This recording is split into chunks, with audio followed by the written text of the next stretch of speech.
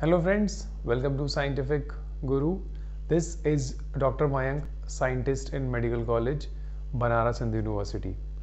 So this video is basically focused on those students who are very much interested or willing to do a PhD, but unfortunately they don't have any external funding. They are not able to qualify the NET JRF, ICMR JRF, UGC JRF or any other source of external funding. So is it possible that these type of student will get a JRF without qualifying any examination? So the answer is yes. So before starting with this video, I just request you, if you are new on this channel, please subscribe the channel and hit the notification window so that you will get the research or any scientific updates. सो चलिए हम आज का video start करते हैं।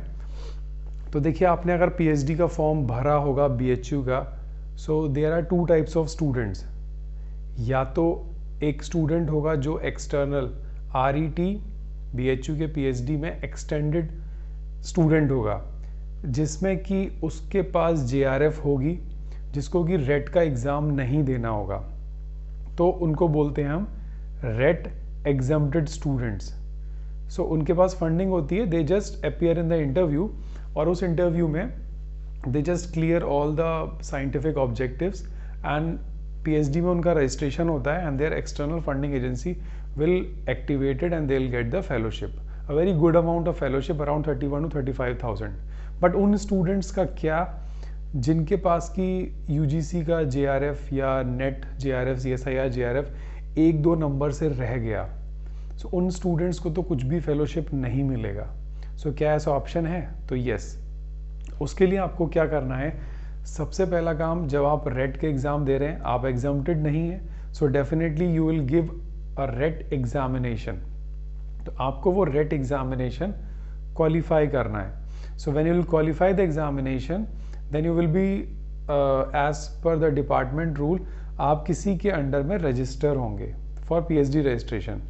सो from where you will get the funding.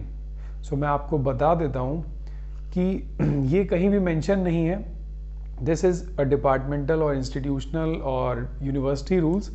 जब आप register हो जाते हैं तो from day 1 you are eligible to get 8,000 UGC stipend amount. आपको रजिस्टर होते ही सेंट्रल ऑफिस में फ्रॉम योर डिपार्टमेंट आपको सारे इंफॉर्मेशन शेयर करना है that you don't have any external funding, you are willing to activate the UGC JRF which is 8,000 per month।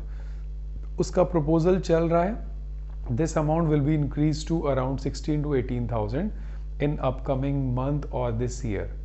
so अब तो ये तो बात हुई एक कुछ अमाउंट की जो आपको डे 1 से मिलने लगेगा बाय डिफ़ॉल्ट, अगर आपने रेट के थ्रू पीएचडी में एडमिशन लिया है। बट मैं बात कर रहा हूँ कि अगर आपको जेआरएफ एक्टिव करानी है तो वो कैसे मिलेगी। सो देखिए, दूसरा ऑप्शन ये है कि जब आप ये 8,000 यूजीसी वाला एक्टिव करा लेंगे, then what is your next target?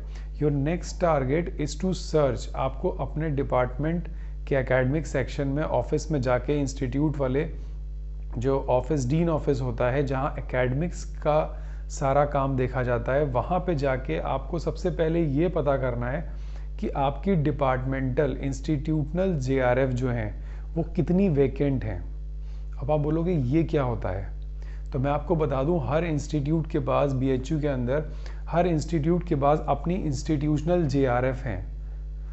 वो अपने इंस्टीट्यूट के पीएचडी स्टूडेंट्स को इंस्टीट्यूशनल जेआरएफ देता है which is an equivalent amount that is 35,000, जो कि नेट जेआरएफ या फिर किसी भी आईसीएमआर जेआरएफ का होता है। तो आपको दूसरा काम क्या करना है, एप्लीकेशन ये इंटरनल आती है, वेबसाइट पे नहीं दिखेगा। जो भी पीएचडी रजिस्टर्ड स्टूडेंट हैं उस इंस्टीट्यूट के, these students are eligible to apply for this types of fellowship। ये इंस्टीट्यूशनल इंटरनल फेलोशिप्स होती हैं। एक इंस्टीट्यूट में अराउंड 8 से 10 फेलोशिप होती हैं। कुछ कुछ डिपार्टमेंट्स को 2-2 3-3 सीट्स दी जाती हैं। फिर उन डिपार्टमेंट्स के एप्लीकेशन आते हैं एंड यू आर एलिजिबल।